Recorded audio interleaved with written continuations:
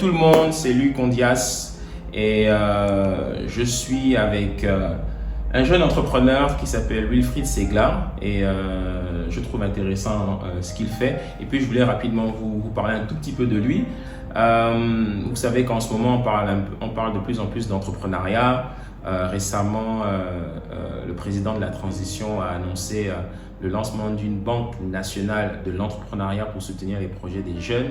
Et je me suis dit que ce serait intéressant parce qu'il y a beaucoup de personnes qui font du business. Il y a beaucoup de personnes, beaucoup de jeunes Gabonais, parce que tu es Gabonais, beaucoup de jeunes Gabonais qui font des choses intéressantes et qui serait bien quand même de mettre en lumière. Alors, juste rapidement, Wilfried, qu'est-ce que tu fais concrètement? Présente-toi rapidement en 10 secondes. Bonjour, je suis Wilfried Segla, jeune entrepreneur gabonais. J'ai une société qui fait la logistique, mais à proprement dit la location et l'importation de véhicules. Ok. Voilà.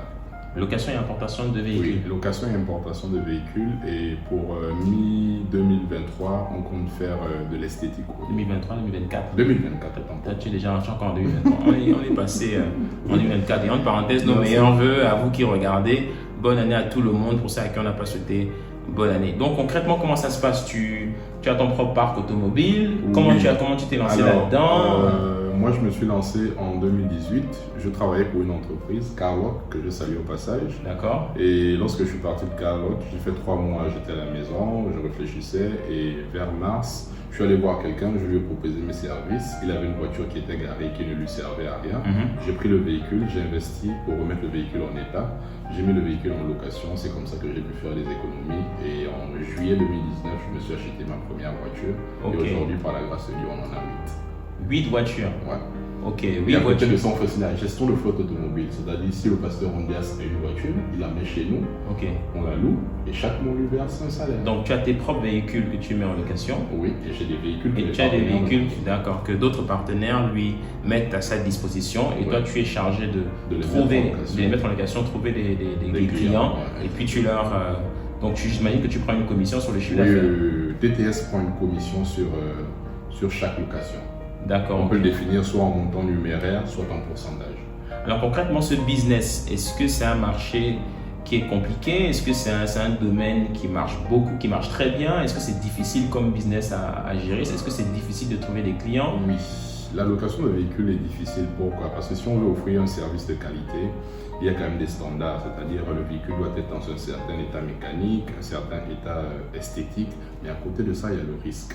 Les cassures, les assurances ne sont pas réactives et en plus de ça, les clients, c'est souvent compliqué quand un client casse de pouvoir lui faire payer. Donc, à côté de ça, c'est un peu difficile. Mais à part ça, le secteur du transport, c'est un secteur, d'ailleurs, je vous encourage à vous lancer dans le secteur du transport, que ce soit la location de véhicules ou le taxi, très intéressant. En tout cas, tout ce qui est location de véhicules, il y en a beaucoup. C'est très répandu. Oui, surtout dans l'informel. Beaucoup dans l'informel. Beaucoup dans l'informel. Bon, nous, on était dans l'informel. Par la grâce de Dieu, aujourd'hui, on est légal. Ouais, tu passes à la télé. Vaut mieux dire que tu es dans le formel. Oui, je suis maintenant dans le formel. D'accord. Et comment est-ce que tu fais pour démarcher tes clients, c'est-à-dire les personnes qui mettent leur véhicule à ta disposition? Ce sont, j'imagine, des particuliers? Oui, ce sont essentiellement des particuliers, mais j'avoue que pour l'instant, je fais du bouche à oreille. D'accord. Pour l'instant, je n'ai pas de page Facebook. J'ai une page Instagram, mais qui ne vit pas vraiment. À cause du volume de mon parc automobile et du carnet d'adresses que j'ai déjà, j'estime que ce n'est pas nécessaire de communiquer. Sinon, je risque d'avoir je risque de pas pouvoir satisfaire la demande. L'offre sera inférieure à la demande. Donc voilà pourquoi je ne communique pas pour l'instant. Mais sinon, en ce qui concerne les partenariats pour la gestion de flotte automobile, c'est du bouche à oreille. Je vous parle à vous, vous dites à quelqu'un que bon voilà, j'ai un petit là qui fait la location, il est sérieux, la personne me rencontre, je lui présente le contrat, on discute et s'il est OK, on se lance. Ton chiffre d'affaires, est-ce qu'il se porte bien? Il se porte très bien par la grâce de Dieu. D'accord, ok. Et est-ce que tu as déjà rencontré des incidents, genre un véhicule accidenté? En 2017, j'ai mis un véhicule en location avec des confrères. Ça faisait au total 7 véhicules et ils nous ont volé les véhicules, ils sont partis au Cameroun. Non. Si, en octobre 2017. Et ils ont ouvert des bureaux, fiche circuit, bon de commande, ils ont payé cash. Des billets neufs. Ils ont payé cash, ils ont loué les bureaux à la Sablière. Et quand ils ont pris les véhicules, 3 jours après, ils ont tracé au Cameroun. Et tu as pu récupérer les véhicules? Oui, on a pu récupérer les véhicules. Comme on était plusieurs, on a flairé ça, on s'est réunis, on s'est cotisé, on a envoyé 2 gars au Cameroun. Et arrivé là-bas, ils sont allés voir, on a lancé une plainte ici chez Interpol, ils sont allés au Cameroun, on a eu un commissaire qui nous a aidés, et ça nous a pris 3 semaines quand même, mais on a pu récupérer tous les véhicules. Donc tu garantis aux personnes qui mettraient leur véhicule à ta disposition oui. une Je n'exploite aucun véhicule qui n'a pas de GPS. Qui n'a pas de GPS. Ouais. Tu as tes propres GPS ou bien tu utilises une application avec un prestataire? J'utilise une application avec un prestataire, je ne sais pas si je peux le citer, mais il fait quand même partie de mes meilleurs partenaires, c'est Posi. Loïc Capito. Loïc Capito. Oui, c'est un ami également. Voilà, on salue Posi au passage. Un peu de publicité pour Posi. Ok, d'accord. Peut-être 2 ou 3 dernières questions. Qu'est-ce que tu penses de la décision du président de la transition de mettre en place une banque nationale de l'entrepreneuriat? J'en ai parlé à mon introduction pour soutenir l'entrepreneuriat des jeunes. T'en penses quoi? Je pense que c'est une très bonne décision. Maintenant, il faudra voir les contours et puis comment faire pour que les jeunes puissent bénéficier de ces crédits.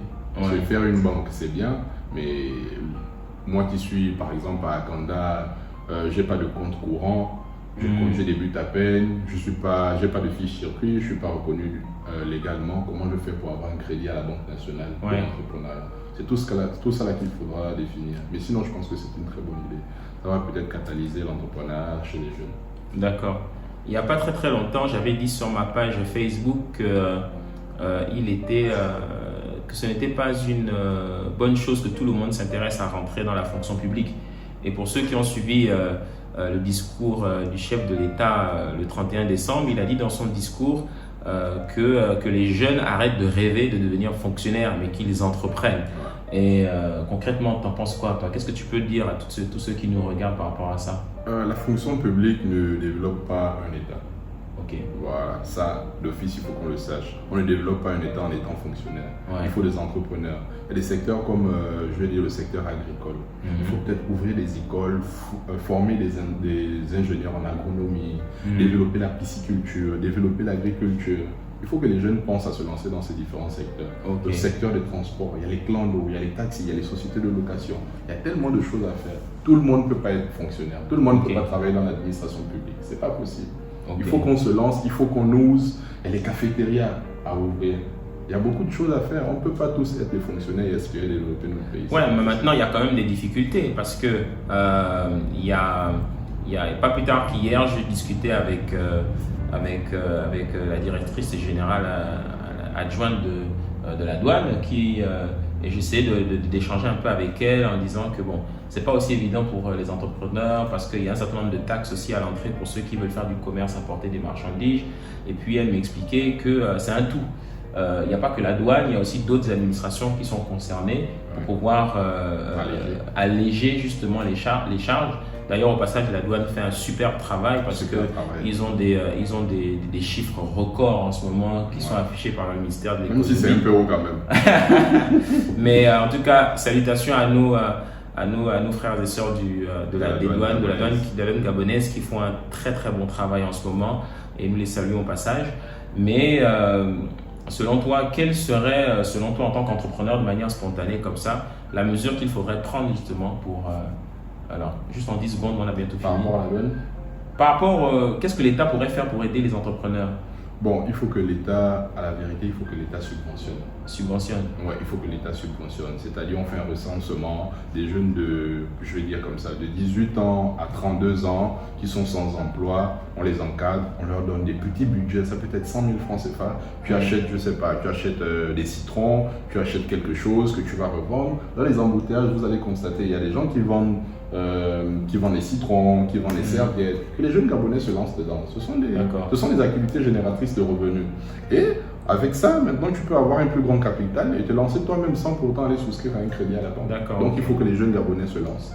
Et il faut que l'État gabonais aussi subventionne. D'accord, super. Un dernier mot pour ceux qui te regardent en tant qu'entrepreneur. Qu'est-ce que tu peux leur dire? Osez. C'est tout ce que je peux dire. Osez, n'ayez pas peur. Et voilà. Merci. Voilà, c'était une vidéo un peu spontanée et un peu improvisée avec Wilfried. C'est pour vous faire passer un message, bien entendu inspirer quelqu'un. inspirer quelqu'un peut-être qui réfléchit, qui se demande s'il doit se lancer. 2024, c'est l'année de l'entrepreneuriat. Donc tous mes encouragements à vous qui gérez vos entreprises, tous mes encouragements à vous tous qui peut-être c'est pas évident au début, mais ça en vaut la peine. Ayez l'esprit entrepreneur. Allez, excuse également peut-être pour le son et voilà. On est ensemble et on reste connecté. Ciao, bye bye. Bye bye.